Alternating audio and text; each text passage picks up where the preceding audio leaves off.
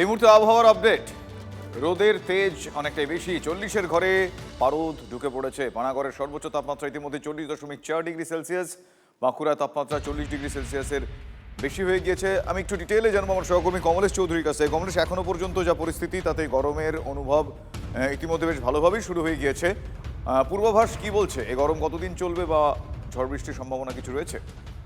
দেখো, গরমের এটাই প্রথম স্পেল এবং প্রথম স্পেলেই গরম তাপমাত্রা 40 ডিগ্রি ঘরে পৌঁছে গেল। তাপমাত্রা আজকে মোটামুটি একই রকম থাকবে, উষ্ণ এবং আর্দ্র, মানে ভ্যাপসা গরম যেমন চলছে তেমনই চলবে। তবে আজকে থেকেই কিছু জায়গায় বৃষ্টি শুরুর একটা সম্ভাবনা দেখা যাচ্ছে, যেহেতু দুটো পশ্চিমী ঝঞ্ঝা পরপর আসছে, তাই রবিবার থেকে বৃহস্পতিবার পর্যন্ত দক্ষিণবঙ্গ এবং উত্তরবঙ্গের বিভিন্ন জায়গায় বৃষ্টি বাদলা চলবে। ঝড় হতে পারে, শিলাবৃষ্টি হতে পারে, ঠিক যেমন আমরা এর আগে মার্চ মাসে দেখেছিলাম। এপ্রিলেও আবার একই রকম মোটামুটি খুব ভালো সম্ভাবনা হলে 10 তারিখ পর্যন্ত এই ঝড় বৃষ্টির একটা অনুকূল পরিস্থিতি থাকছে, ফলে গরম অনেকটাই কমে যাবে। শুভজিৎ, ধন্যবাদ কমলেশ।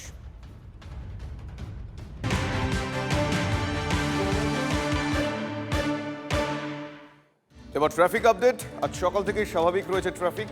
আজ কোনো বিশেষ মিটিং মিছিল নেই। বিকেল 4টে নাগাদ আলিপুর থেকে একটি মিছিল রয়েছে হাজরা পর্যন্ত। বিকেল ওই এলাকায় যান চলাচল ব্যাহতের একটা সম্ভাবনা রয়েছে। অন্যদিকে আজ 4টে নাগাদ অন্য একটি মিছিল দক্ষিণ কলকাতাতেও রয়েছে। সব মিলিয়ে এই মুহূর্তে আমার সহকর্মী সুমন মহাপাত্র। সুমন, আজকে খুব বড় মাপের কোনো মিছিল না থাকলেও টুকরো বেশ কিছু মিছিল রয়েছে শহরে। এখনো পর্যন্ত ট্রাফিক আপডেট, আগাম কি পূর্বাভাস?